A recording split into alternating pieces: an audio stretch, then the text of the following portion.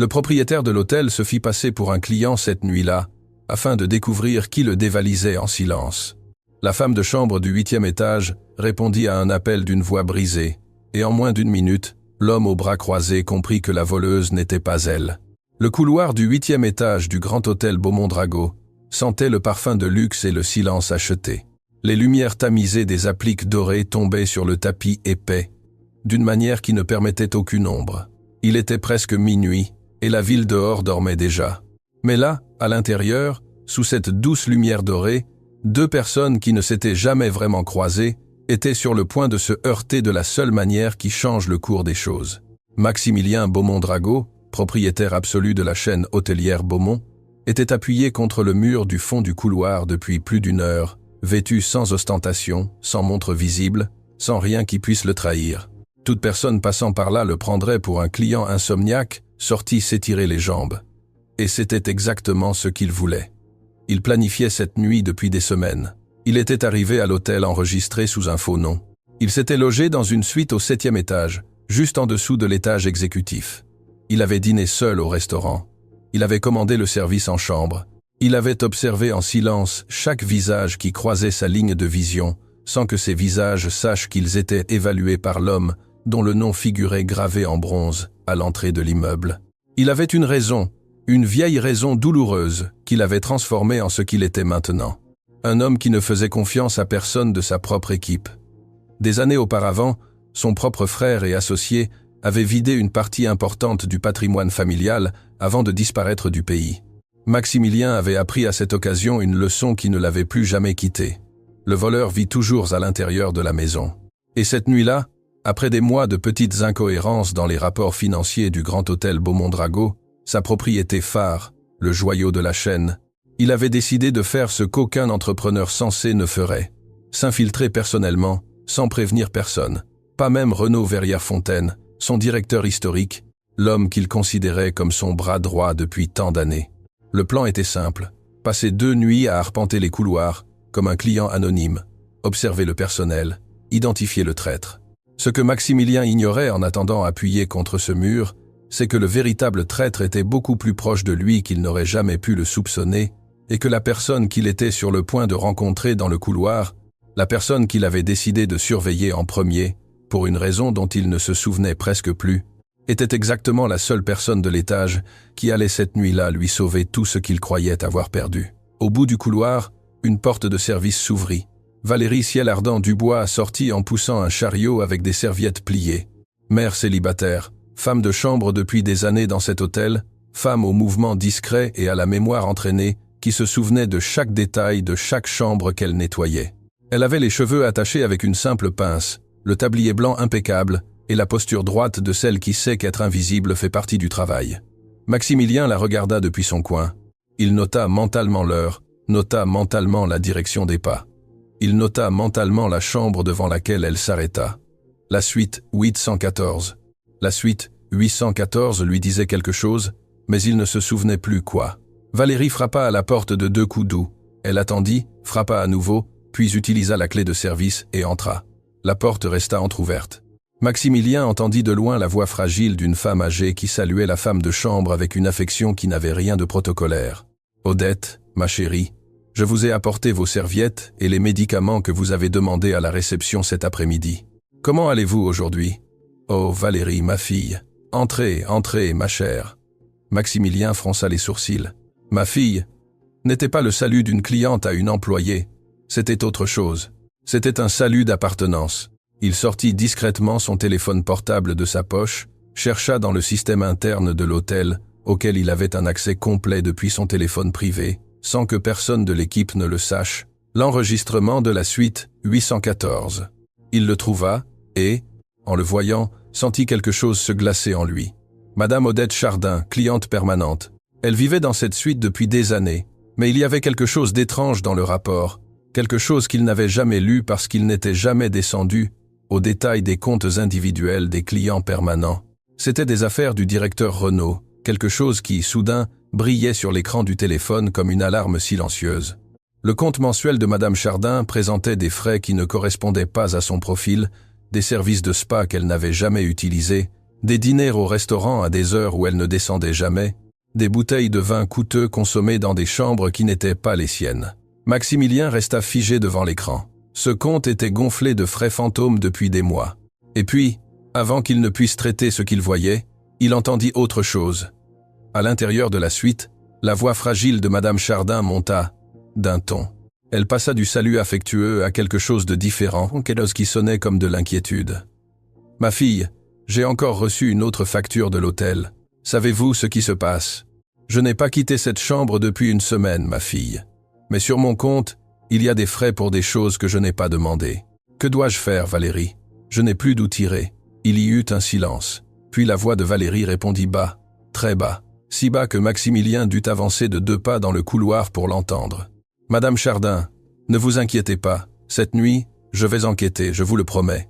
Mais s'il vous plaît, ne signez rien avant que je ne vous reparle. Et si quelqu'un du personnel frappe à votre porte à des heures indues, n'ouvrez pas. Vous m'entendez? Valérie, ma fille, que se passe-t-il dans cet hôtel? Madame Chardin, je ne peux pas encore vous le dire, mais ayez confiance en moi. Comme j'ai toujours confiance. » Maximilien serra son téléphone dans sa main. Le sang lui monta au visage. 1, 2, 3. Comme j'ai toujours confiance. Ces mots avaient un poids qu'il ne pouvait pas encore déchiffrer. Valérie sortit de la suite, ferma la porte avec précaution, appuya un instant son front contre le bois. Maximilien, du fond du couloir, put voir le geste. La femme de chambre respira profondément. Puis elle se redressa, ramassa le chariot et commença à marcher vers la porte de service. Mais avant d'atteindre l'ascenseur, son téléphone sonna, une sonnerie basse, presque honteuse dans la poche de son tablier. Valérie le sortit en hâte, regarda l'écran et, quand elle vit qu'il appelait, tout le corps de la femme changea. Maximilien le remarqua. Il remarqua comment ses épaules se tendirent, comment sa main libre s'appuya contre le mur du couloir pour se soutenir, comment sa respiration devint courte. Elle répondit « Allô? Oui, c'est moi. Oui. » Pause. « Comment dites-vous? » Pause plus longue. « Mais docteur, ce n'est pas possible. J'ai payé l'ordonnance il y a 2 jours. J'ai laissé le justificatif dans le tiroir de la pharmacie. La voix de Valérie se brisa. 4. Elle se fendit en 2, comme un verre fin. Maximilien, depuis son coin, resta immobile.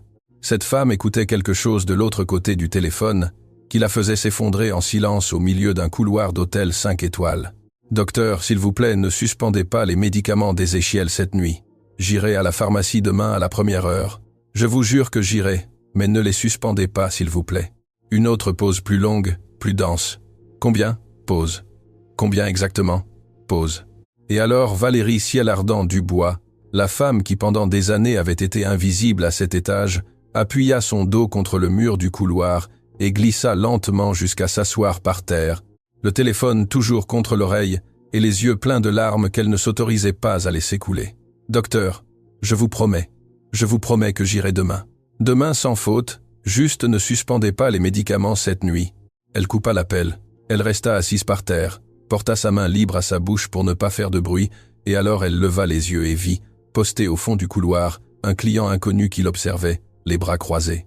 Valérie se redressa immédiatement, s'essuya les yeux du revers de la main, ajusta son tablier, fit tout ce que le manuel du grand hôtel Beaumont-Drago lui avait appris à faire lorsqu'un client la trouvait à un moment où il n'aurait pas dû la voir, mais quelque chose en elle cette nuit-là ne réussit pas à se composer entièrement. « Excusez-moi, monsieur, avez-vous besoin de quelque chose? Si vous me permettez, je vous apporte ce qu'il vous faut dans un instant. » La voix de l'homme du fond était calme, basse, sans aucune exigence. « Je n'ai besoin de rien. J'étais juste ici. Je vous prie de m'excuser de vous avoir vu à ce moment-là. Ce n'était pas mon intention. » Valérie hocha la tête, ramassa le chariot, fit le geste de se retirer, mais avant qu'elle ne puisse passer à côté du client, l'homme parla à nouveau, cette fois d'une voix qui avait quelque chose de différent, quelque chose qui n'était pas de la curiosité de client, quelque chose qu'elle, sans savoir pourquoi, identifia instantanément comme dangereux. « Madame, une seule question. La dame de la suite 814 a-t-elle des problèmes avec son compte depuis longtemps ?» Valérie s'arrêta net et sut, à cet instant précis, que l'homme aux bras croisés au fond du couloir du 8e étage n'était pas un client ordinaire, et que la question qu'il venait de poser la plaçait cette nuit-là devant la plus grande décision de sa vie. D'adulte, Valérie resta immobile au milieu du couloir, les mains serrées sur le chariot. L'homme du fond n'avait pas bougé. Il était toujours les bras croisés, avec ce regard qui n'était pas celui d'un client, attendant une réponse qu'elle n'avait pas encore décidé de lui donner. Une partie de Valérie, la partie prudente, la partie qui pendant des années avait appris à survivre en gardant le silence, lui criait de mentir, de dire qu'elle ne comprenait pas la question, de se retirer poliment, d'aller pleurer dans les toilettes du personnel et de recommencer la journée demain, comme si de rien n'était. Mais l'autre partie de Valérie, la partie qui venait d'entendre le médecin lui dire qu'ils allaient suspendre les médicaments d'Ézéchiel cette nuit même, la partie qui venait de promettre à Madame Chardin qu'elle allait enquêter sur ce qui se passait, la partie qui portait depuis des mois des questions qu'elle n'osait pas poser à voix haute, cette partie lui dit autre chose. Elle lui dit que c'était peu, être la dernière chance que la vie lui donnerait de parler. Elle respira profondément. « Monsieur, excusez-moi, pourquoi demandez-vous le compte de Madame Chardin ?» L'homme du fond hésita à peine une fraction de seconde. Puis il fit 2 pas en avant, sortit de la zone sombre de l'applique dorée, et, pour la première fois, Valérie put le voir sous une lumière un peu meilleure. Ce n'était pas un jeune client, ce n'était pas un homme nerveux, c'était un homme mûr, d'une présence tranquille, de ceux qui ont commandé pendant des années sans avoir besoin d'élever la voix. Et à cet instant, en le regardant de plus près, Valérie comprit quelque chose de plus. Elle avait déjà vu ce visage auparavant, quelque part, sur un document de l'hôtel, sur un tableau du hall, sur une brochure d'entreprise qui avait circulé parmi le personnel. Ce n'était pas possible, ça ne pouvait pas être possible. « Madame », dit l'homme d'une voix basse et ferme, « je m'appelle Maximilien Beaumont-Drago et cet hôtel est à moi. » Valérie porta sa main libre à sa bouche. Tout son corps trembla. Elle porta ses 2 mains à sa poitrine, puis à son tablier, puis de nouveau à sa bouche. Pendant une fraction de seconde, elle fut incapable de parler. « Monsieur Beaumont-Drago, tranquille, madame, s'il vous plaît, je ne suis pas venu pour vous effrayer. Je suis venu pour comprendre. Cette nuit, je suis dans mon propre hôtel déguisé en client pour une raison très précise, et je vais vous demander, avec tout le respect que vous méritez, après ce que je viens de voir, de me faire confiance pendant les prochaines minutes. Ce que vous déciderez de me dire, ou de ne pas me dire, n'affectera pas votre travail. Je vous donne ma parole, et ma parole dans cet immeuble est la seule chose qui vaille plus que ma signature. » Valérie tenta de répondre. Sa voix ne sortit pas. Elle hocha la tête. Maximilien continua de parler avec le même calme. « J'ai entendu une partie de votre appel avec le médecin. Je n'ai pas voulu écouter, mais je l'ai entendu. Et avant que vous ne me demandiez pourquoi un homme comme moi se soucie de ce qui arrive cette nuit à une employée de son hôtel, je vais vous répondre avant que vous ne le demandiez.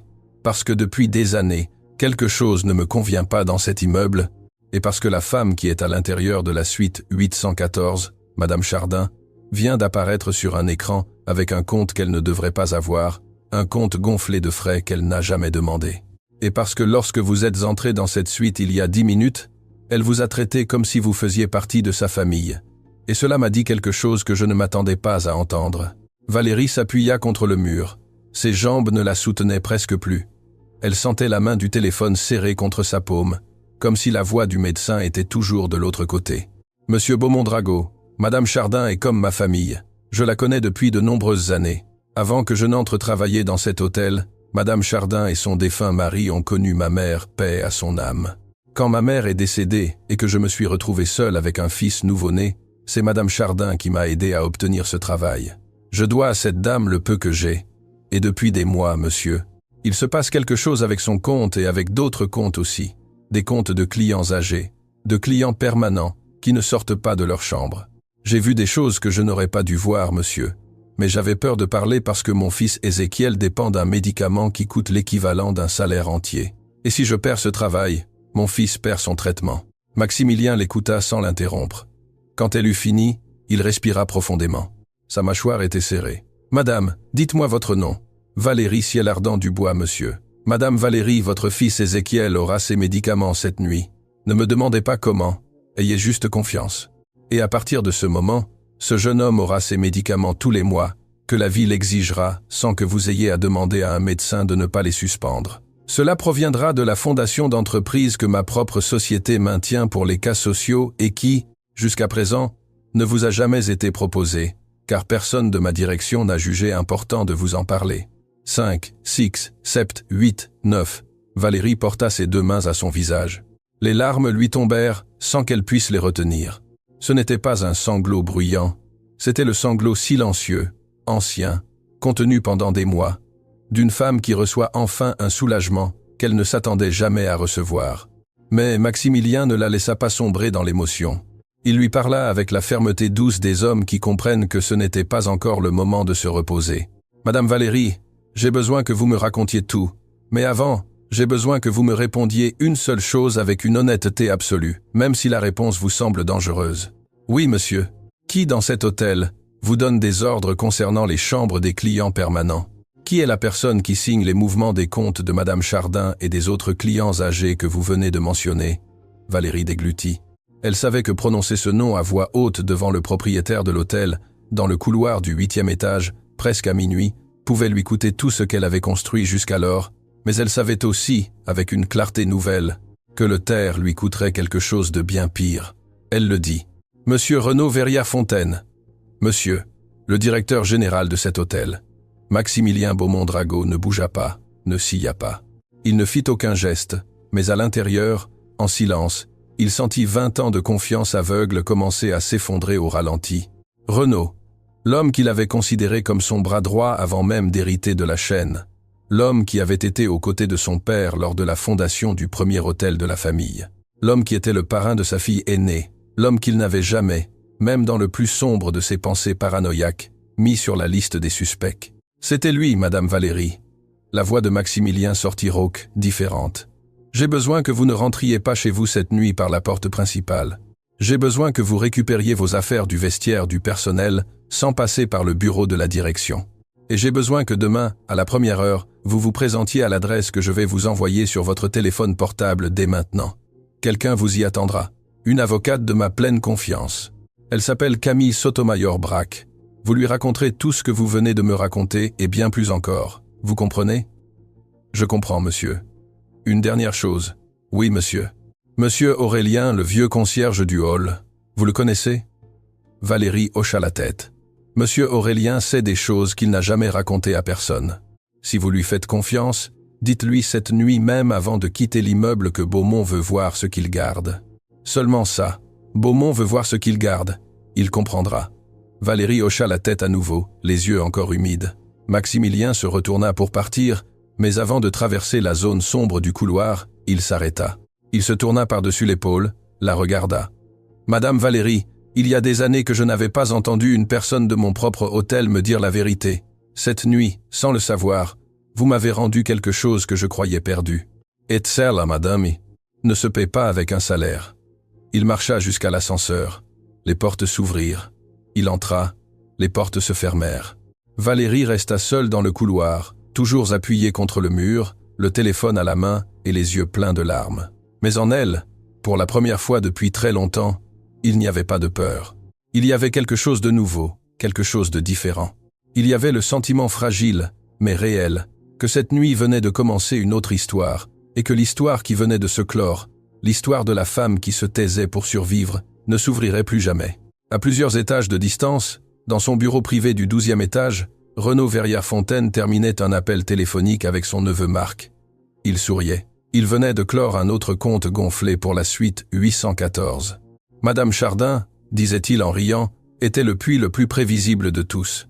Renaud ne savait pas, en raccrochant le téléphone et en se servant un petit verre à l'armoire, que dans le couloir du 8e étage, une femme de chambre venait de prononcer son nom devant le seul homme au monde qui ne lui pardonnerait jamais cela. Valérie poussa le chariot vers l'ascenseur de service, son cœur battant contre ses côtes comme un poing sans maître. Le couloir du 8e étage était toujours vide. Les appliques dorées étaient toujours allumées. Le tapis continuait d'absorber chaque pas, mais la femme qui avançait maintenant vers la porte du fond n'était plus la même femme qui était sortie du vestiaire du personnel cet après-midi-là. Cette femme n'existait plus. Celle qui avançait maintenant était une autre, une qui portait le nom de Renaud Verrières-Fontaine, prononcée à voix haute et encore suspendue dans l'air du couloir. Une qui avait reçu des instructions précises du seul homme de l'immeuble, dont la parole valait plus que n'importe quelle signature. Les portes de l'ascenseur de service s'ouvrirent. Valérie entra. Elle appuya sur le bouton du sous-sol. Alors que les portes se fermaient, elle répéta mentalement, mot pour mot, la phrase exacte que Maximilien lui avait demandé de dire au vieux concierge du hall. « Beaumont veut voir ce qu'il garde. » Seulement ça. Sans plus, sans explication, l'ascenseur descendit en silence. Valérie se regarda dans le miroir latéral, ajusta son tablier, s'essuya les marques de larmes du revers de la main. Quand les portes s'ouvrirent au sous-sol, on ne la voyait plus avoir pleuré. Elle traversa le couloir de service, monta par l'escalier latéral jusqu'au hall principal. Le hall, à cette heure, était déjà presque vide.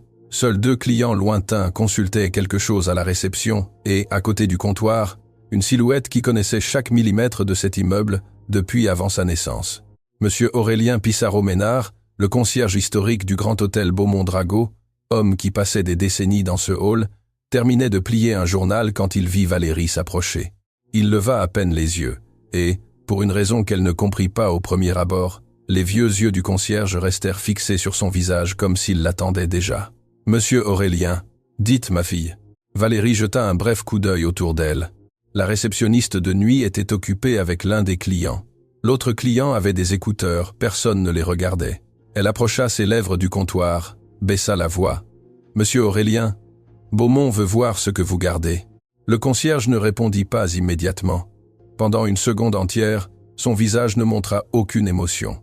Puis, très lentement, il posa le journal plié sur le comptoir, appuya ses 2 mains sur le bois et exhala un long soupir qui semblait avoir été gardé dans sa poitrine pendant de nombreuses années. « Ma fille, êtes-vous sûre de ce que vous me dites ? » « Je suis sûr, monsieur Aurélien. » Il m'a demandé lui-même de prononcer cette phrase. Cette nuit, dans le couloir du 8e étage, il était avec moi. Il s'est passé des choses, monsieur Aurélien. Il s'est passé quelque chose que je ne peux pas vous raconter ici. Le concierge hocha la tête, porta sa main à la poche intérieure de sa veste, sortit un mouchoir blanc, le déplia, s'essuya le front d'un geste petit et silencieux. Quand il regarda à nouveau Valérie, il y avait dans ses yeux un mélange de soulagement et de fatigue qu'elle n'osa pas déchiffrer. « Ça fait plus de 15 ans que j'attends cette phrase, ma fille. » Valérie sentit quelque chose lui parcourir la colonne vertébrale. Cette réponse lui disait, sans besoin d'explication, que le vieux concierge avait suspecté pendant beaucoup plus longtemps qu'elle n'aurait jamais imaginé, et que lui aussi, à sa manière, avait attendu une nuit comme celle-ci. « Monsieur Aurélien, vous saviez ?»« Je ne sais rien, ma fille. Je ne fais que garder. Mon métier est de garder. Ce qu'un vieux concierge garde dans un tiroir de sa maison, personne ne le cherche. Et c'est exactement ce qui fait qu'un jour cela serve. » Monsieur Aurélien lui fit un petit geste de la main pour qu'elle se retire. Il lui dit à voix basse avant qu'elle ne s'éloigne du comptoir, « Allez tranquille, ma fille. Je m'occupe de mon affaire et remerciez monsieur Beaumont de ma part d'avoir fait confiance à ce vieil homme après tant d'années à ne faire confiance à presque personne. » Valérie hocha la tête, se retira, ramassa ses affaires du vestiaire du personnel sans passer par le bureau de la direction, exactement comme Maximilien lui avait demandé. Et quand elle sortit du Grand Hôtel Beaumont-Drago par la porte latérale de service, la rue était froide, vide, et la ville dormait encore, sans savoir qu'à l'intérieur de cet immeuble, une autre histoire venait de commencer. À quelques pâtés de maisons de là, dans un modeste appartement d'un quartier aux rues étroites, Ézéchiel Montaigne-Laval ne pouvait pas dormir. Le jeune homme, fils unique de Valérie, se tournait et se retournait dans son lit depuis plus d'1 heure, regardant le plafond. La faible lumière de la rue entrait par le volet baissé de sa chambre et dessinait de fines bandes sur le mur. Ézéchiel savait que sa mère était en service de nuit à l'hôtel. C'était normal. Ce qui n'était pas normal, c'était l'étrange fatigue qui pesait sur lui cette nuit-là, une nouvelle sensation dans sa poitrine, quelque chose qu'il ne savait pas nommer, mais qu'il reconnaissait, le pressentiment d'un jour où sa mère arriverait différente. À côté de lui, sur la table de nuit, le flacon de ses médicaments était presque vide. Ézéchiel savait exactement combien de comprimés il restait. Il le savait parce qu'il avait appris très jeune à compter ce qui maintenait sa vie.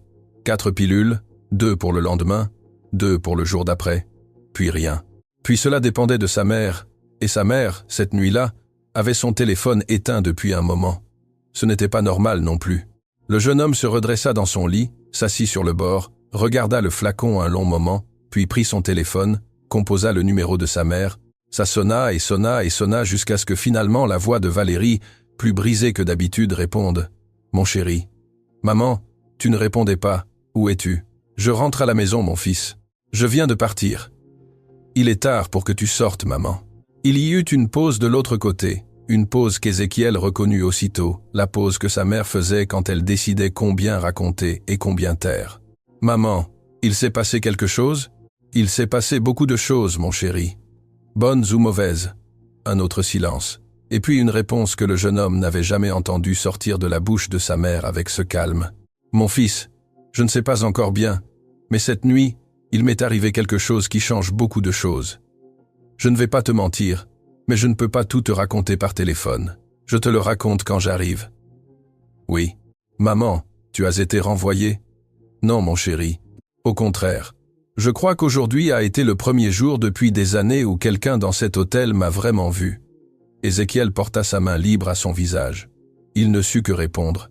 Cette phrase avait un poids que sa mère ne lui avait jamais permis de porter auparavant. Quelqu'un m'a vraiment vu. Tant d'années d'invisibilité, tant d'années où il avait senti, sans pouvoir le dire, que le monde traitait sa mère comme si elle n'existait pas. « Maman, rentre vite.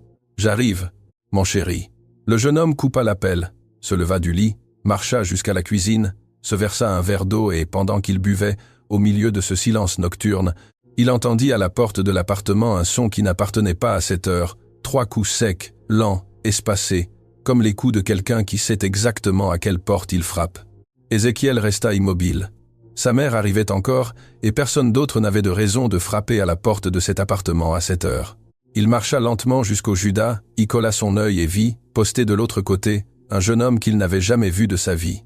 Costume sombre, sac à dos à l'épaule, la posture de quelqu'un qui cherche une personne spécifique. Le jeune homme de l'autre côté frappa à nouveau 3 coups, exactement identiques au précédent. Et il dit d'une voix qui filtra par la fente de la porte. « Famille Ciel Ardent, je suis des laboratoires Pradal-Vassieux. 10, 11, 12, 13. Je suis venu livrer un envoi urgent. J'ai ordre de ne pas partir sans que le colis soit réceptionné. » Ézéchiel porta sa main à sa poitrine. Les laboratoires Pradal-Vassieux étaient le laboratoire qui produisait ces médicaments. Les médicaments que le médecin avait annoncés quelques heures plus tôt allaient être suspendus. Et à cette heure, jamais un laboratoire ne livre quoi que ce soit en main propre. Pendant ce temps, dans une rue du centre-ville, Maximilien Beaumont-Drago marchait en serrant son téléphone contre son oreille.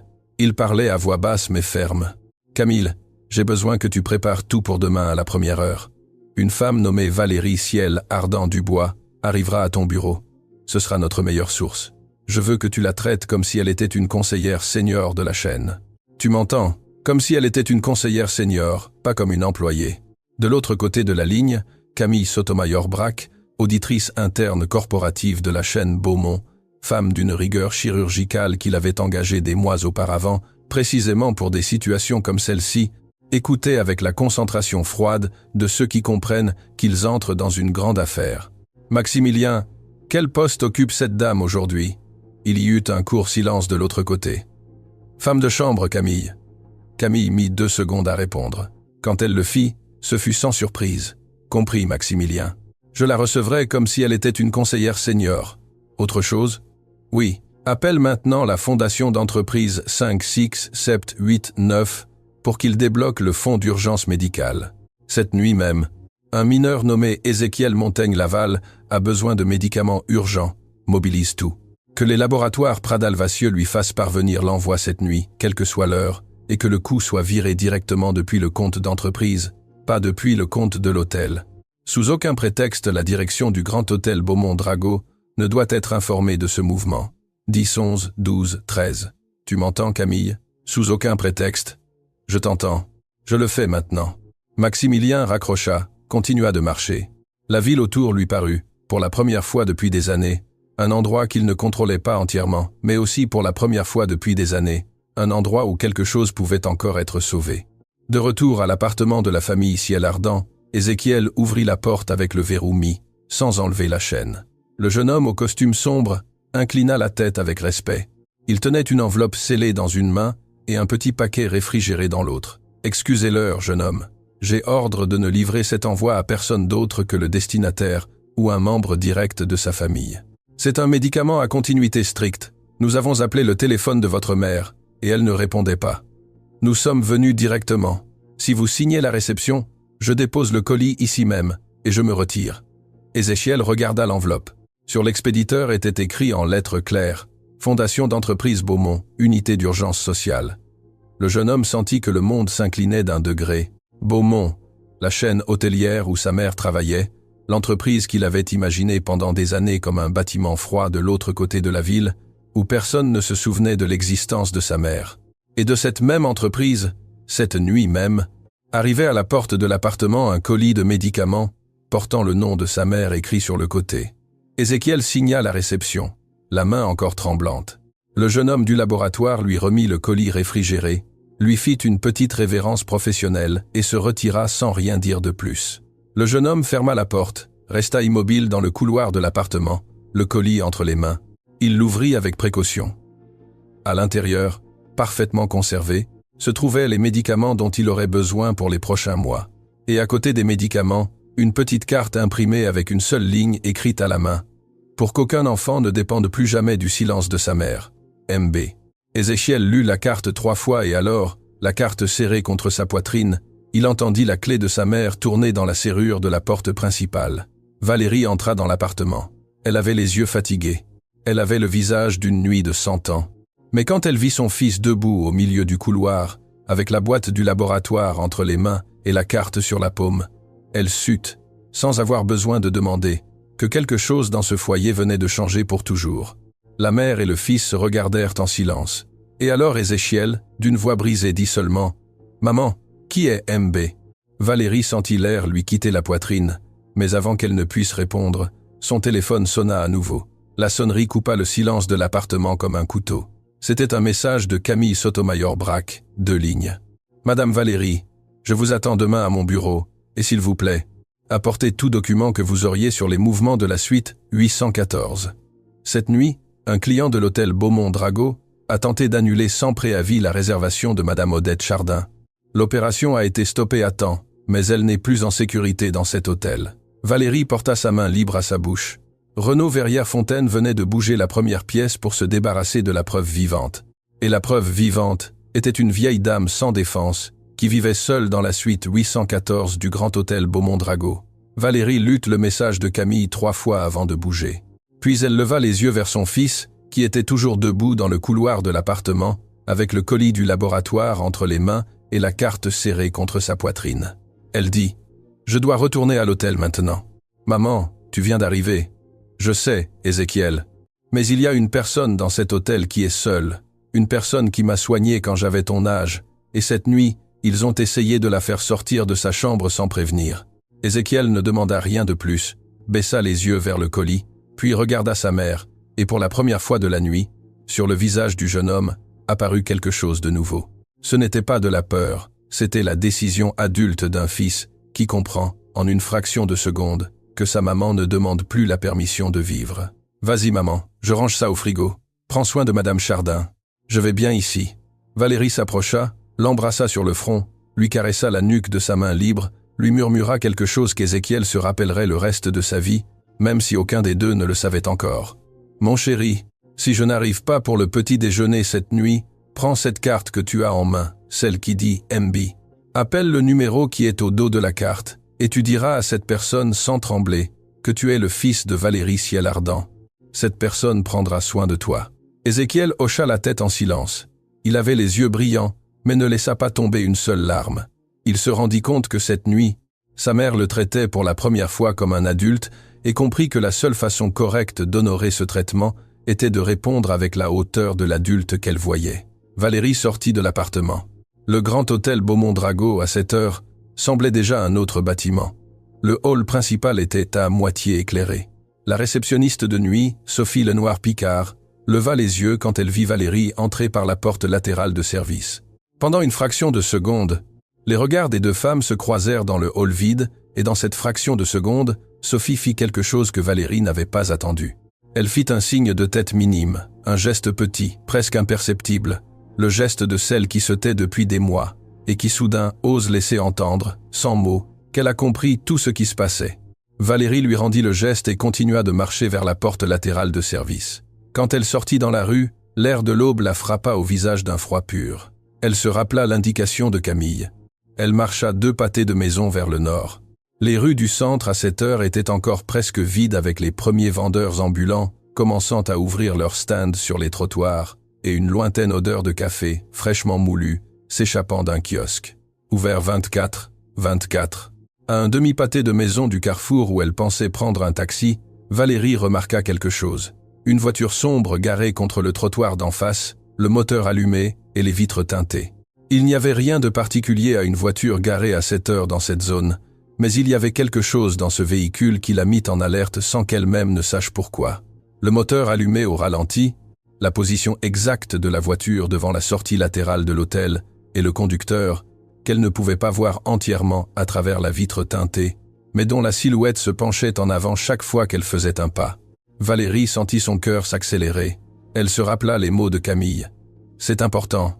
Elle se rappela les mots de Maximilien de la nuit précédente. Sous aucun prétexte, la direction du Grand Hôtel Beaumont-Drago ne doit être informée. Elle se rappela le visage de Renaud Verrières-Fontaine, qu'elle avait vu tant de fois dans le couloir du 12e étage, ce sourire facile, qui lui avait si souvent semblé excessif, et comprit en une fraction de seconde que la personne de la voiture d'en face n'était pas une coïncidence. À quelques pâtés de maison de là, Marc Verrières-Lumière fermait son téléphone portable à l'intérieur de la voiture, qu'il avait lui-même garée devant la sortie latérale de l'hôtel, près d'une heure auparavant. Il avait reçu l'ordre de son oncle au milieu de la nuit, et était arrivé en un temps record. L'instruction avait été claire. Arrêter Valérie avant qu'elle n'arrive au bureau de l'auditrice, la manière de l'arrêter était son affaire. Marc avait 26 ans. Une ambition qu'il confondait avec l'intelligence et la croyance très fréquente chez les complices juniors que le difficile arrivait toujours à quelqu'un d'autre. Il vit Valérie sortir de l'hôtel, la vit marcher vers le nord, démarra le moteur de la voiture, attendit qu'elle avance de 2 pâtés de maison, puis lâcha le frein et commença à avancer lentement, en se maintenant toujours à un demi-pâté de maison de distance. Il ne lui ferait rien physiquement. Marc n'était pas ce genre de complice. Son plan était plutôt de l'intercepter dans une rue latérale, de se présenter comme un représentant de l'hôtel avec une enveloppe fermée à la main, de lui offrir une compensation généreuse pour service rendu en échange d'une démission signée sur le champ, et de la conduire à l'hôtel pour qu'elle signe les papiers devant le notaire ami de son oncle. Le plan était simple, propre, sans scandale, et, dans la tête de Marc, totalement réalisable. Ce que Marc ignorait, c'est qu'à 3 voitures de distance derrière la sienne, un autre véhicule le suivait depuis un moment. Une berline noire, sobre, sans insigne. Et à l'intérieur de cette berline, sur le siège passager, voyageait un homme âgé d'une présence tranquille, qui portait une veste de concierge, mais n'était plus en service. Monsieur Aurélien Pissarro-Ménard n'était pas rentré chez lui après son service. Il avait reçu sur son téléphone portable, 20 minutes auparavant, un bref message de Maximilien Beaumont-Drago qui disait « Monsieur Aurélien, si Madame Ciel Ardent sort seule de l'hôtel, suivez-la vous-même. Didier Bassat est occupé au 8e étage. Ne la laissez pas sans protection. J'envoie une voiture vous chercher dans 5 minutes. » Monsieur Aurélien avait rangé son téléphone sans répondre. Il avait attendu à la porte de l'hôtel jusqu'à ce que Didier lui fasse un signe depuis le hall que Valérie descendait. Il était sorti par la porte du personnel. La berline l'avait pris au coin de la rue, et depuis, le chauffeur, un professionnel de la sécurité de la chaîne Beaumont, maintenait la distance exacte qui leur permettait de voir la voiture suspecte devant sans être vue. « Monsieur Aurélien, » dit le chauffeur à voix basse, « celui de devant s'approche de la dame. J'avance. »« Pas encore. Qu'il montre d'abord sa main. » La berline continua à distance. Marc accéléra un peu. Valérie, un demi-pâté de maison plus loin, avait cessé de marcher. Elle était arrêtée devant un kiosque ouvert 24, faisant semblant de regarder les magazines en vitrine, mais en réalité, elle avait son téléphone à la main en composant un numéro que M. Aurélien ne pouvait pas voir. Le téléphone de M. Aurélien vibra. C'était elle. « Monsieur Aurélien, une voiture me suit. Je sais, ma fille. Je suis derrière. Restez tranquille. Continuez de marcher comme si vous ne l'aviez pas vu. Au prochain coin de rue, tournez à droite. Ne regardez pas en arrière. Je m'en occupe. Monsieur Aurélien, vous êtes dans la rue. Ça fait 20 ans que Monsieur Beaumont n'a pas demandé un service à ce vieil homme, ma fille. Je n'allais pas lui faire défaut à la première occasion. » Valérie sentit ses yeux se remplir de larmes, mais ne les laissa pas couler. Elle coupa l'appel, rangea son téléphone dans sa poche, marcha vers le coin de la rue, tourna à droite comme Monsieur Aurélien lui avait indiqué. Et alors quelque chose bougea rapidement derrière elle. Marc Verrières-Lumière vit la femme de chambre tourner le coin. Il accéléra. Quand il tourna, lui aussi, une fraction de seconde plus tard, il trouva la rue différente de ce qu'il avait imaginé. Valérie continuait de marcher, oui, mais de l'autre côté de la rue, garée contre le trottoir. Il y avait une berline noire, avec la porte passager ouverte, et descendant de la berline, avec un calme déconcertant, un homme âgé que Marc reconnut aussitôt. Le concierge du hall, le vieil homme du Grand Hôtel Beaumont-Drago. L'homme que Marc avait ignoré pendant des mois chaque fois qu'il entrait dans l'immeuble pour rencontrer son oncle. « Monsieur Aurélien traversa la rue d'un pas ferme, leva la main, non pour menacer, pour indiquer. Et quand Marc arrêta sa voiture à contre-cœur, Monsieur Aurélien s'approcha de la vitre du conducteur avec une sérénité que le jeune homme ne lui avait jamais vue. Il frappa à la vitre de 2 coups de phalange. Marc l'abaissa. Jeune verrière. Marc déglutit. Le concierge le connaissait par son nom. « Qu'est-ce que vous voulez, vieil homme ? Je veux que vous éteigniez le moteur, que vous descendiez de la voiture et que vous vous asseyiez avec nous dans la berline derrière. Nous devons discuter. Je n'ai rien à dire à un concierge. » Monsieur Aurélien sourit à peine. Un petit sourire patient, ancien. « Ce n'est pas avec moi que vous devez parler, jeune homme. C'est avec maître Sotomayor Braque, qui vous attend à son bureau depuis 1 heure. Votre oncle vous a envoyé l'arrêté. Elle vous attend, vous. Décidez comment vous préférez arriver à ce bureau, jeune homme. Par vos propres moyens, en discutant avec nous, ou accompagné par des gens qui ne vous demanderont pas 2 fois. » Derrière la berline noire, au coin de la rue, un autre véhicule était apparu sans que Marc ne le remarque auparavant. Une autre voiture sombre, un autre chauffeur, un autre homme de l'équipe de sécurité de Maximilien. Les réseaux que le propriétaire de la chaîne avait tissés en quelques heures étaient plus denses que Marc n'aurait jamais imaginé. Le jeune homme regarda Monsieur Aurélien en silence, et pour la première fois de cette longue nuit, sur son visage apparut le geste exact que tant de complices juniors ont quand ils comprennent trop tard que le camp où ils se trouvaient n'était pas le camp qui gagnait. Il descendit de la voiture. Monsieur Aurélien l'escorta jusqu'à la berline. La porte se referma derrière lui. Valérie, d'un demi-pâté de maison plus loin, vit la manœuvre complète par-dessus son épaule. Elle ne s'arrêta pas. Elle continua de marcher vers le carrefour, où elle arrêterait finalement un taxi pour se rendre au bureau de Camille. Mais avant d'appeler le taxi, son téléphone vibra à nouveau. C'était Maximilien. « Madame Valérie, tout va bien ? » « Oui, monsieur. » Monsieur Aurélien vient de récupérer Marc Verrière dans la rue. Il y eut un silence de l'autre côté de la ligne. Quand Maximilien répondit, sa voix était différente. Ce n'était pas de la satisfaction. C'était quelque chose qui ressemblait beaucoup à la douleur d'un homme qui finissait d'accepter l'étendue exacte de la trahison qu'il avait vécue sous son propre toit. « Madame, j'ai besoin que vous alliez au bureau de Camille. J'ai besoin que vous racontiez tout, et j'ai besoin que vous restiez là-bas jusqu'à nouvel ordre. Aujourd'hui à 11h du matin, je vais convoquer le conseil d'administration de la chaîne Beaumont à une réunion d'urgence dans cet immeuble même. Je veux que vous soyez présente quand nous convoquerons Renaud Verrière-Fontaine à cette réunion. Je veux qu'il vous voie entrer dans la salle. Je veux qu'il sache, d'après votre visage, que le silence qu'il a acheté pendant des années vient de prendre fin. » Valérie ne répondit pas immédiatement. Quand elle le fit, sa voix était ferme. « Je serai là, monsieur. » Elle coupa l'appel, appela un taxi, monta. Le taxi démarra vers le quartier où Camille Sotomayor l'attendait. Mais tandis que le taxi avançait dans les rues qui commençaient à s'éveiller, le téléphone de Valérie vibra une fois de plus. Ce n'était pas Maximilien, ce n'était pas Camille, c'était Ézéchiel. Valérie répondit. « Maman, il y a quelqu'un à la porte de l'appartement. Ils sonnent à l'interphone. Ils ne veulent pas dire leur nom. Ils disent qu'ils viennent de la part de l'hôtel. » Valérie sentit l'air lui quitter la poitrine. Renaud Verrière-Fontaine venait de bouger la 2e pièce, et cette fois la pièce était son fils. Valérie serra son téléphone contre son oreille de sa main, qui ne tremblait plus. Le taxi avançait sur les avenues qui commençaient à s'éveiller, et la ville prenait la couleur bleu pâle des premières heures. La voix d'Ézéchiel de l'autre côté de la ligne sonnait sereine, trop sereine pour un jeune homme de son âge, affrontant cela seul. « Maman, tu veux que j'ouvre ? » ?»« Non, mon chéri, n'ouvre pas. Passe-moi l'interphone de l'immeuble. Dis-lui que c'est toi qui me parles, et passe-moi le combiné.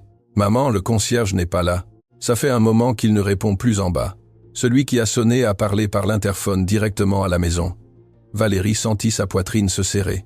Le concierge de l'immeuble, M. Lisandro, occupait ce poste depuis des années. Qu'il ne soit pas là à l'aube, à son poste dans le hall, était étrange, trop étrange. « Mon fils, écoute-moi calmement. Tu n'ouvres la porte à personne, tu comprends ? À personne. Et tu vas faire autre chose. Tu vas prendre la carte que je t'ai laissée hier soir, celle qui dit MB. Tu vas appeler le numéro qui est au dos. Tu vas dire que tu es le fils de Valérie Ciel-Ardent et tu vas raconter ce qui se passe en ce moment. D'accord. Je le fais tout de suite, maman. Reste tranquille. Et Ézéchiel. Oui, maman. N'aie pas peur, mon fils. Cette fois, tu n'es pas seul. Valérie raccrocha. Elle composa immédiatement un autre numéro. Maximilien répondit à la première sonnerie. Monsieur Beaumont-Drago, à la porte de l'immeuble où habite mon fils, il y a quelqu'un qui dit venir de l'hôtel. Le concierge de l'immeuble n'est pas à son poste, et mon fils est seul à l'étage. » Il y eut une très courte pause de l'autre côté de la ligne. Quand Maximilien répondit, sa voix était d'un autre ton.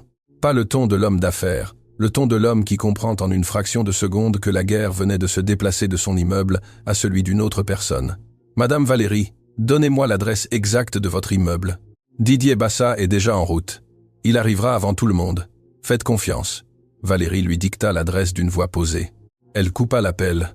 Le taxi continuait d'avancer vers le bureau de Camille, mais Valérie, pendant les minutes suivantes, fut la seule personne du véhicule qui semblait ne pas être à l'intérieur du véhicule. Son corps était sur le siège arrière. Sa tête était divisée entre deux endroits de la ville, l'appartement où son fils décidait s'il ouvrait la porte ou non, et le bureau où une auditrice l'attendait pour entendre la vérité qui allait faire tomber un homme puissant. À quelques kilomètres de là, à la porte de l'immeuble de la famille Ciel Ardent, un individu en costume gris insistait à l'interphone, tout en consultant son téléphone portable. Il tenait une enveloppe blanche sous le bras, et l'expression professionnelle de celui qui exécute une commande qui ne l'intéresse pas beaucoup, mais qui payait bien. Il ne savait pas que la personne qui l'avait engagé était la nièce de Renaud Verrières-Fontaine.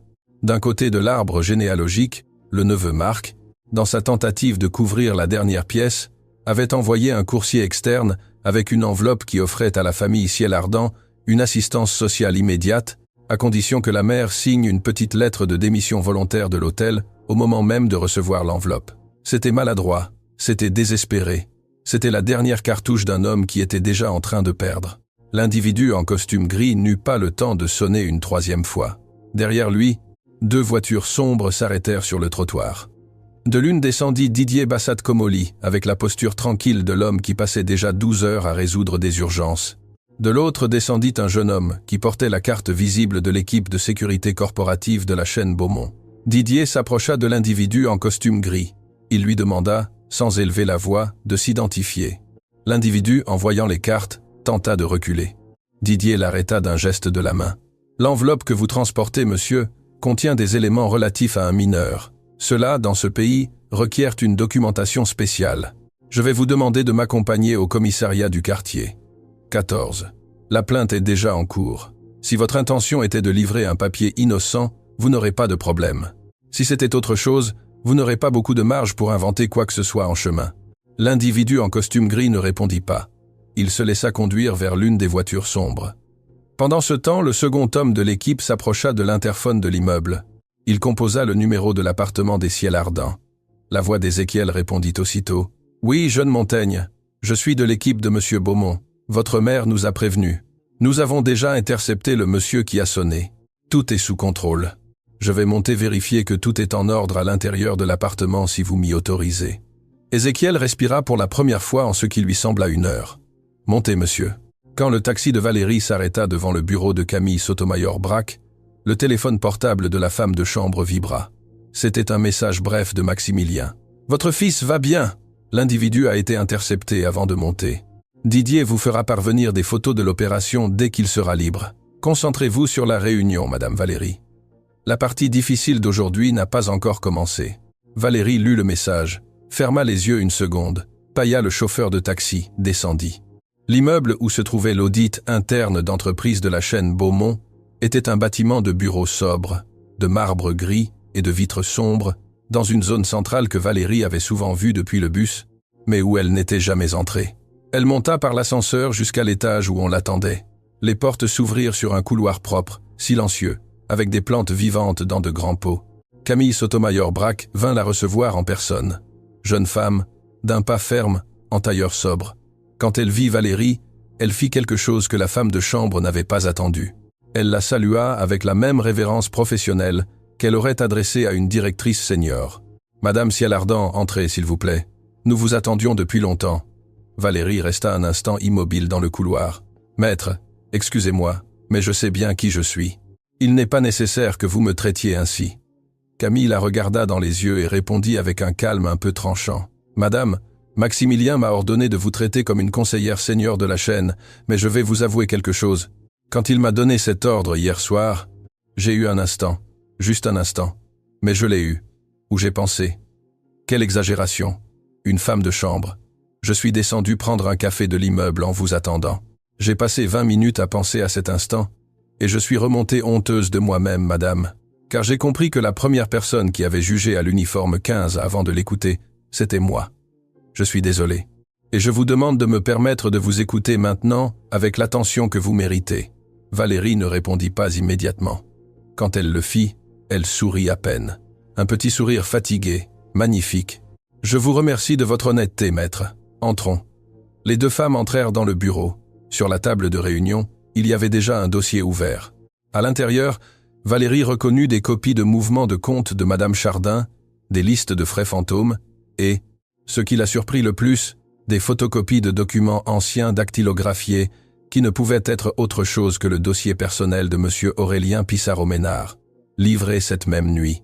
Camille lui tendit une tasse de café, s'assit en face d'elle, alluma un petit enregistreur. « Madame Ciel-Ardent, commençons par le début. Racontez-moi ce que vous avez vu ces derniers mois, sans rien omettre. » Valérie respira profondément et commença à parler.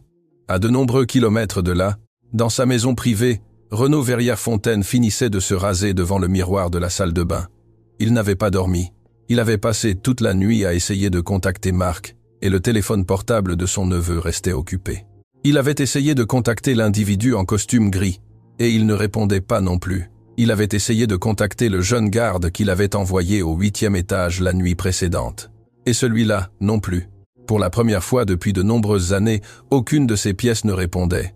Alors son téléphone sonna. Sur l'écran apparut le nom qu'il attendait le moins à cette heure. Maximilien Beaumont-Drago. Il répondit d'une main ferme. Vieille habileté des hommes habitués à feindre. « Maxi, mon cher, il s'est passé quelque chose ?» La voix de Maximilien était cordiale, trop cordiale. « Renaud, j'ai besoin que tu viennes aujourd'hui à 11 heures précises à l'hôtel. J'ai convoqué une réunion extraordinaire du conseil. Rien de grave. Sujet opérationnel. Tu me confirmes que tu y seras ? Bien sûr, Maxi. J'y serai. Une chose de plus, Renaud. Viens habillé formellement. Il y aura des gens extérieurs à la chaîne.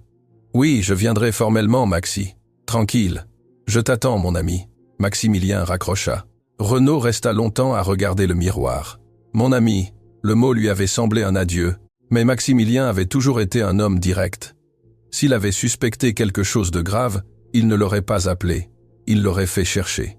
Renaud termina de se raser, enfila l'un de ses meilleurs costumes, but un café à la hâte et partit en direction du grand hôtel Beaumont-Drago avec le même sourire facile qui lui avait ouvert des portes toute sa vie.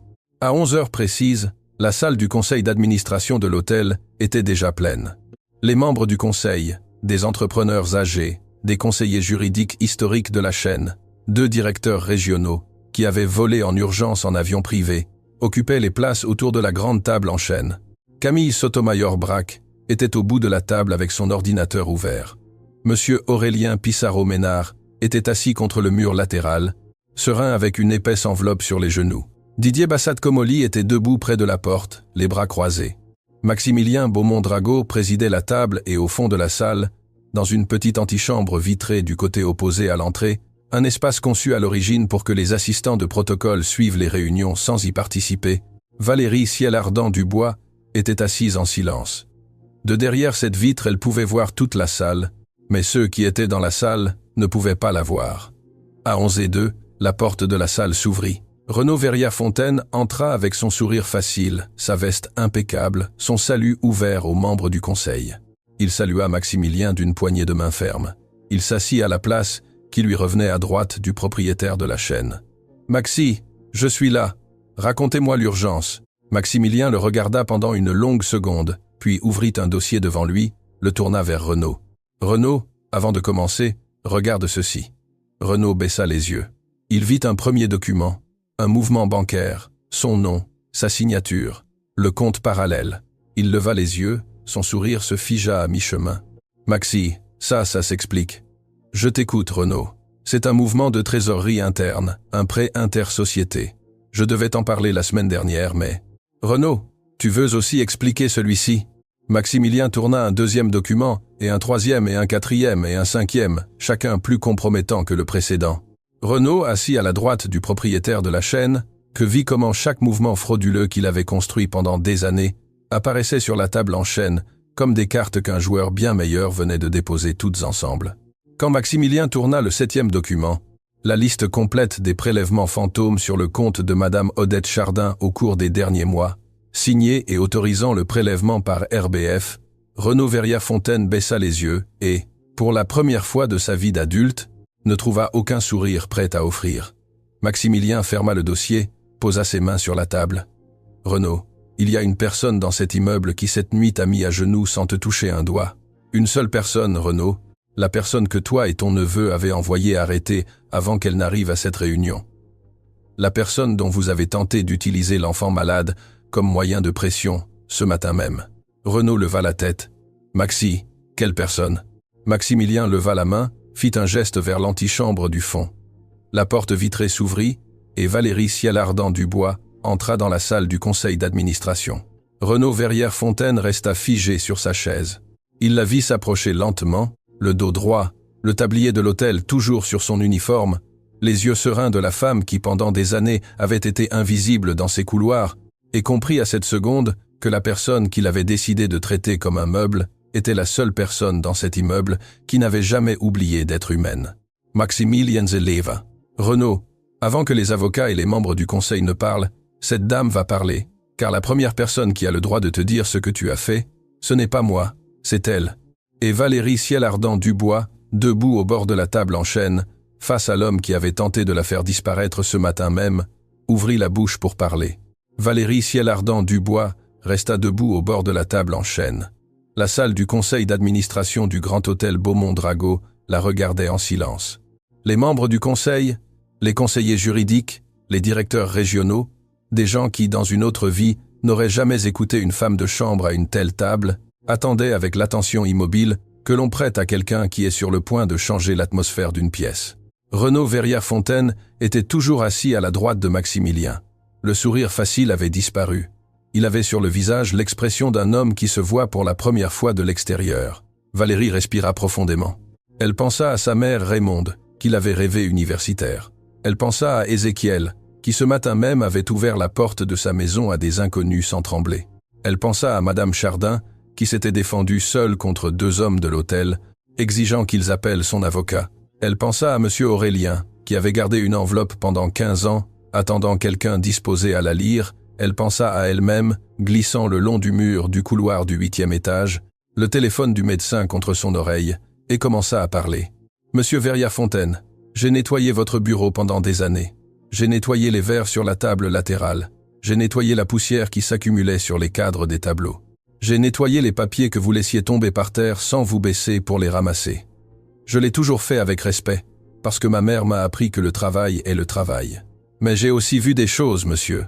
J'ai vu de petits comptes qui passaient sous le bureau et que vous signiez sans regarder la personne qui les recevait. J'ai vu une dame âgée nommée Odette, qui vit seule dans cet immeuble depuis avant que je n'entre ici, recevoir des frais qu'elle n'aurait jamais pu demander. J'ai vu votre neveu, le jeune Marc Verrières-Lumière, sortir à des heures indues par la porte de service avec un dossier fermé à la main. J'ai vu beaucoup de choses, monsieur, et pendant des années je ne les ai pas dites parce que mon fils dépend d'un médicament, et parce que vous, sans le savoir, étiez le propriétaire de mon silence. La salle était dans un silence absolu. Renaud baissa les yeux. Hier soir, il s'est passé quelque chose qui m'a retiré ce silence.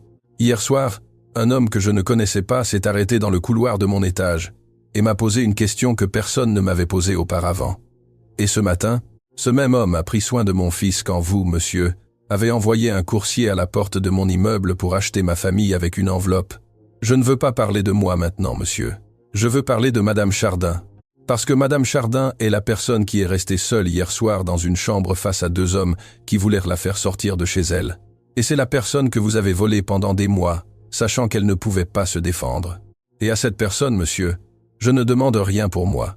Je demande que vous lui rendiez tout ce que vous lui avez pris, jusqu'au dernier centime. Et je demande aussi que vous lui présentiez vos excuses en personne, en la regardant en face, avant que cette salle ne décide ce qu'elle va faire de vous. » Renaud Verrières-Fontaine ne répondit pas. Ses mains tremblaient sur la table. Camille Sotomayor-Brac ouvrit son ordinateur. Elle commença à lire à voix haute la liste complète des frais fantômes, autorisation par autorisation, date par date. Le chiffre final, quand il fut atteint, fut suffisamment important pour que deux directeurs régionaux se portent la main au front. Maximilien Beaumont-Drago se leva, marcha jusqu'à la porte latérale de la salle, l'ouvrit et Madame Odette Chardin entra. La dame âgée marcha lentement, appuyée sur une canne fine qu'elle n'utilisait presque jamais en public, mais qu'elle avait décidé d'utiliser ce jour-là pour que toute la salle la voie marcher comme elle marchait, fragile de corps, intacte d'âme. Didier Bassat-Comolli l'avait accompagnée en silence depuis l'ascenseur. Madame Chardin s'avança jusqu'au devant de la table en chêne. Elle regarda Renaud. « Monsieur Verrières, mon mari m'a laissé cet endroit comme mon dernier foyer. J'ai fait confiance à cet hôtel, et cet hôtel vous a fait confiance. Je ne sais pas si je vivrai encore de nombreuses années, mais celles qu'il me reste, je ne veux pas les passer à entretenir de la rancune à votre égard. Je vais vous dire la seule chose que j'ai à vous dire, et après je ne vous parlerai plus jamais. Mon mari aurait dit qu'un homme qui vole une vieille femme seule est un homme que personne ne pourra plus aider. J'ajoute une seule chose de ma part. Je vous pardonne, non pas parce que vous le méritez, monsieur, mais parce que je ne veux pas porter le poids de ne pas vous avoir pardonné. » Renaud Verrières-Fontaine baissa la tête. Pour la première fois dans cette salle, ses épaules tressaillirent. Il ne se permit pas de pleurer explicitement, mais quelque chose se brisa en lui qu'il n'avait même pas su être entier jusqu'alors. Madame Chardin se retourna, marcha lentement jusqu'à Valérie, lui prit la main et devant toute la salle, lui dit à voix haute ce qu'elle avait eu pendant toutes ces années. « Ma fille, ta mère Raymonde, où qu'elle soit aujourd'hui, est fière, et moi aussi. » Valérie porta sa main libre à sa bouche. Les larmes lui tombèrent sans qu'elle tente cette fois de les cacher. Camille Sotomayor-Brac mena ensuite les procédures. Renaud Verrières-Fontaine fut démis de ses fonctions lors de cette même séance. Il accepta, assisté de son avocat, un processus de collaboration qui incluait la restitution intégrale des montants documentés, la cession de biens couvrant ce qui était documenté et la soumission aux conséquences civiles correspondantes. Marc Verrières-Lumière, le neveu, avait déjà signé au bureau de Camille ce matin-là, avant le conseil, une déclaration dans laquelle il livrait des détails de l'opération en échange d'un processus réduit. Monsieur Aurélien Pissarro-Ménard était assis contre le mur latéral avec l'enveloppe vide sur les genoux. Pour la première fois depuis 15 ans, son archive cessait d'être un poids silencieux et devenait une justice signée. L'individu en costume gris, intercepté à la porte de l'immeuble de la famille Ciel Ardent, avait été remis au commissariat de police correspondant. Le concierge, M. Lisandro, fut retrouvé enfermé dans la pièce de service de l'immeuble où il avait été introduit pour le distraire pendant la manœuvre. Il avait une petite bosse au front et beaucoup plus de peur que de dommages physiques. Maximilien s'occupa personnellement de couvrir le traitement médical du concierge et de sa famille. Avant la fin de la session, Maximilien Beaumont-Drago prit la parole une dernière fois. « Messieurs du Conseil, rien de ce qui s'est passé ce dernier jour n'aurait été possible sans 3 personnes que cette chaîne doit nommer à voix haute. Monsieur Aurélien Pissarro-Ménard, qui a gardé pendant 15 ans l'archive que cette salle vient de lire. Madame Odette Chardin, qui a attendu seule, affrontant cette entreprise parce qu'elle croyait en une femme qui portait dans ses bras une fille qui n'était pas la sienne. Et Madame Valérie Ciel Ardent Dubois, qui cette nuit a ouvert une porte que moi, propriétaire de cette chaîne, j'avais maintenue fermée par peur pendant des années. À ces 3-là, nous devons quelque chose qu'aucun salaire ne paye.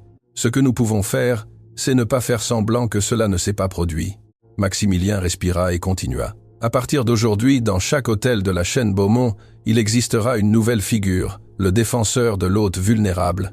Sa mission sera de protéger les clients âgés, les clients seuls, les clients en conditions fragiles, contre toute irrégularité commise par le personnel de l'hôtel. Ce défenseur aura une autorité directe sur la direction de chaque propriété et rendra compte à la présidence de la chaîne sans passer par aucune direction intermédiaire. La première défenseur de l'hôte vulnérable de la chaîne Beaumont sera Madame Valérie Ciel Ardent Dubois. » Valérie leva la tête, surprise. « Si elle accepte, » ajouta Maximilien, « un salaire digne, une équipe à sa charge et la couverture permanente du traitement médical de son fils par le biais de la fondation d'entreprise. 5, 6, 7, 8, 9, sans condition jusqu'au dernier jour de besoin médical de cet enfant. » La salle resta silencieuse, puis quelqu'un applaudit, puis un autre, puis toute la salle. Ce n'était pas un applaudissement protocolaire, c'était autre chose. Valérie regarda Madame Chardin, regarda Monsieur Aurélien, regarda Maximilien. « J'accepte, monsieur. » Quelques semaines plus tard, un matin quelconque, le hall du grand hôtel Beaumont-Drago s'éveilla avec une petite plaque de bronze sur le mur latéral près du comptoir de Monsieur Aurélien. La plaque ne portait aucun nom propre écrit, elle avait seulement une phrase gravée en lettres simples. « Dans cet hôtel, aucun client n'est seul.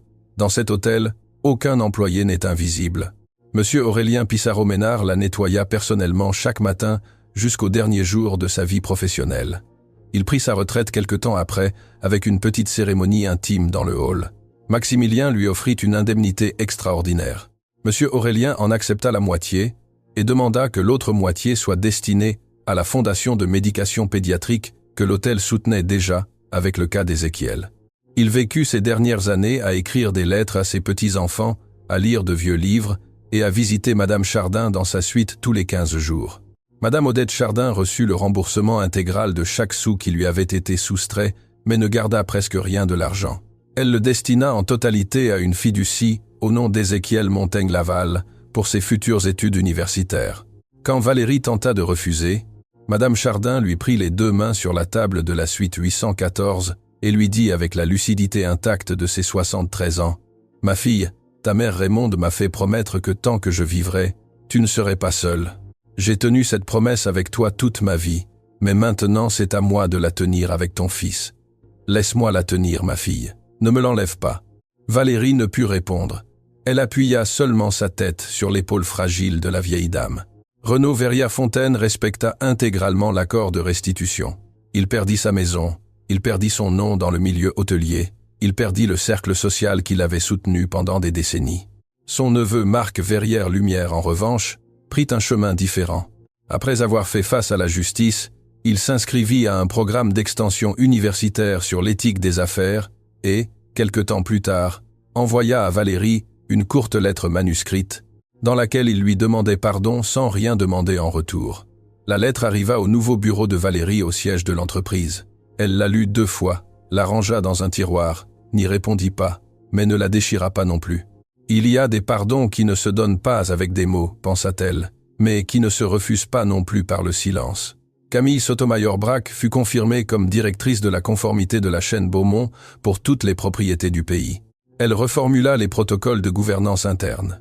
Elle présenta l'affaire Beaumont à un congrès international d'audit d'entreprise comme référence éthique et ne jugea plus jamais, même un instant, l'uniforme avant d'écouter la personne.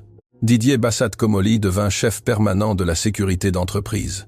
Sophie Lenoir-Picard, la réceptionniste de nuit, fut promue coordinatrice générale du service de nuit après avoir remis à Camille, le lendemain du conseil, un carnet de notes sur des mouvements étranges qu'elle avait observés pendant des mois sans oser les dénoncer.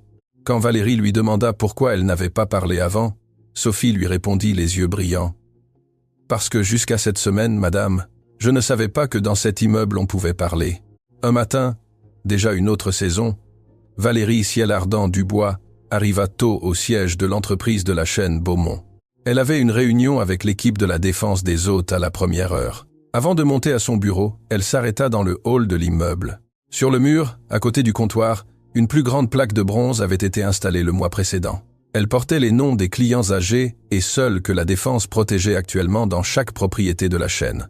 Le premier nom de la liste en lettres simples disait « Madame Odette Chardin, suite 814, Grand Hôtel Beaumont-Drago ». Valérie passa ses doigts sur le bronze, puis monta.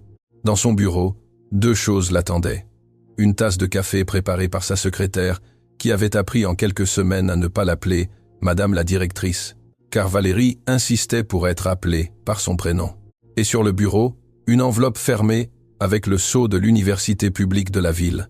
À l'intérieur, une lettre d'admission à la faculté de médecine adressée à Ézéchiel Montaigne-Laval. C'était une démarche qu'elle avait accompagnée avec son fils pendant des semaines. La lettre était arrivée ce matin même. Valérie ouvrit l'enveloppe avec précaution, lut la première ligne, porta sa main libre à sa bouche et, pour la première fois de cette nouvelle vie, pleura sans retenir son visage, sans s'excuser auprès de personne, sans avoir à expliquer quoi que ce soit. Elle sortit son téléphone, composa le numéro de son fils. « Mon chéri, maman, c'est arrivé, c'est arrivé. » Il y eut un silence de l'autre côté de la ligne. Puis la voix d'Ézéchiel sortit ferme. « Maman, quand je serai médecin, je soignerai gratuitement les enfants des femmes qui nettoient des immeubles comme le tien. Je te le promets, maman. » Valérie ne put répondre immédiatement.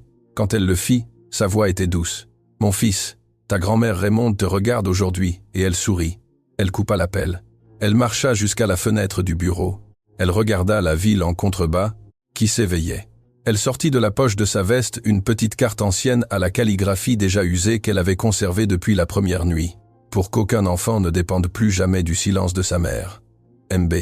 Elle l'a relu, la rangea et dit à voix haute, en regardant la ville, une seule phrase pour elle-même et pour tous ceux qui n'étaient plus là. « Maman, Odette, je suis là, et je ne me tairai plus jamais. » Certains croient que le propriétaire d'un lieu est celui qui signe les chèques, celui qui a la clé maîtresse, celui qui entre dans l'immeuble avec une veste impeccable et un salut cordial. L'histoire de Valérie Ciel-Ardent-Dubois existe pour nous enseigner le contraire. Le véritable propriétaire d'un lieu est celui qui en prend soin quand personne ne regarde. Celle qui nettoie avec respect la chambre d'une vieille dame seule et la traite comme une mère. Le vieux concierge qui garde en silence pendant 15 ans une enveloppe qui ne lui appartient pas. La femme de chambre qui ose prononcer un nom à voix haute, sachant que ce nom peut lui coûter tout. Ceux qui humilient les autres en croyant que l'uniforme définit l'être humain oublient toujours la même chose. Parfois la personne qui en sait le plus sur l'endroit où l'on croit commander est la personne à qui l'on n'a jamais rien demandé. Et quand cette personne décide enfin de parler, elle n'a pas besoin d'élever la voix, elle n'a besoin que d'un appel au milieu d'un couloir, et un monde entier, sans savoir pourquoi, baisse sa garde pour l'écouter.